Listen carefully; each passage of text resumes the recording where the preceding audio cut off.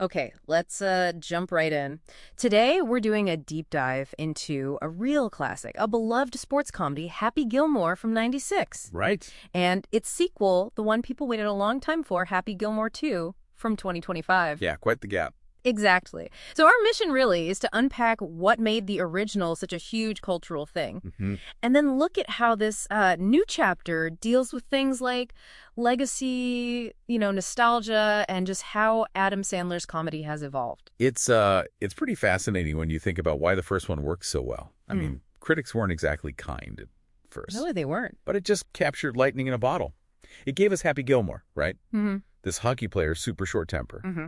who suddenly has to save his grandma's house. From the IRS, wasn't it? A huge bill. Yeah, exactly. The IRS, something like $270,000 in back taxes, just a staggering amount. Wow. And his desperation, that need for cash, it leads him to golf, of all things, discovers he has this, well, unexpected talent because of his hockey slap shot. That crazy drive, the 400 yards thing. That's the one. Completely unorthodox, but powerful. So beyond just the setup, what about the '96 film, like the specific bits, the characters?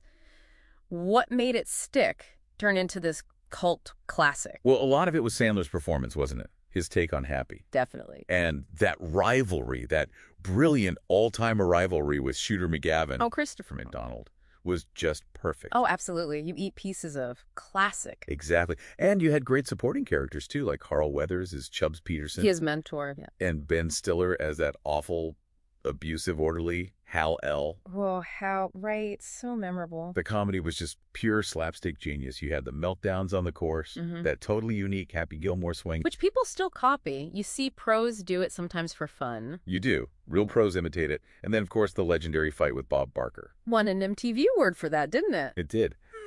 And, yeah, like you said, the quotes just became instant classics.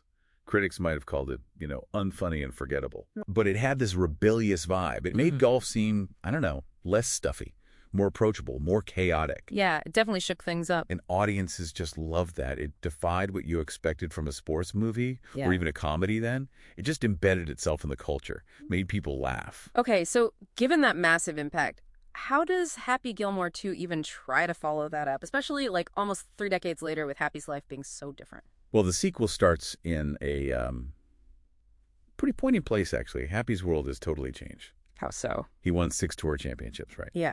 But then his wife, Virginia, is tragically killed by one of his own golf drives. Oh, wow. That's dark. It is. And it sends him spiraling. Alcoholism, financial ruin, the whole thing. So his new motivation, his purpose, it's really different. It's about raising $75,000. Okay. For what? For his youngest daughter, Vienna. She has this dream of going to a prestigious ballet academy. Ah, so it's still about family, about needing money for them. Exactly. It's a direct parallel to saving his grandma's house, but, much more mature. It grounds the whole thing, gives it real stakes beneath the comedy. That's a really big shift thematically, though, Yeah. going into grief, addiction. How does that land? Does it still feel like Happy Gilmore for the fans who loved the originals, pure slapstick? It definitely dives deeper. Grief, addiction, redemption. They're central themes now. And there's this interesting irony. Happy, the guy who completely disrupted traditional golf. Right, the ultimate outsider. Yeah, now he kind of becomes a defender of its values, weirdly enough. He's fighting against this new league called Maxi Golf. Maxi Golf. What's that? Think like extreme golf, super commercialized, all about spectacle. It's pretty clear satire of some of the real-world golf leagues we've seen pop up, like Live Golf. Ah, okay. I see the angle. Yeah, and Maxi Golf in the movie even involves, like, unethical physical changes to players to make them hit further. Really over the top. Wow. Okay. So old faces return too, I assume. Oh, yeah. Familiar faces, but with twists. Shooter McGavin gets out of psychiatric care. Of course he does. And he actually forms a truce with Happy. They team up against Maxi Golf. No way! Shooter and Happy. Allies. Strange times. And Hal L., the orderly, Don't tell me. he returns as the leader of Happy's alcohol treatment program. You're kidding. That's brilliant. Okay, so you mentioned nostalgia earlier. The reactions seem split, fan service versus lazy. Where do you think the sequel actually falls? How does it balance looking back with being its own thing? Yeah, it leans heavily on nostalgia. Yeah. Lots of literal same-joke callbacks, tons of flashbacks. And that's definitely polarizing.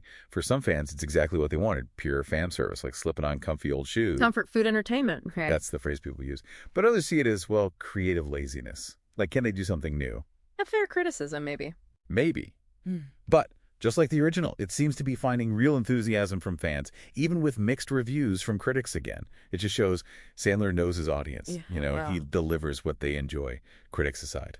So, stepping back from it all, this whole journey from the 96 original to this 2025 sequel. Yeah. What does this evolution tell us about what you want from entertainment now, decades later? Are we mostly looking for that familiar comfort, or do we actually want something maybe deeper, more reflective, even in our comedies? What do you think?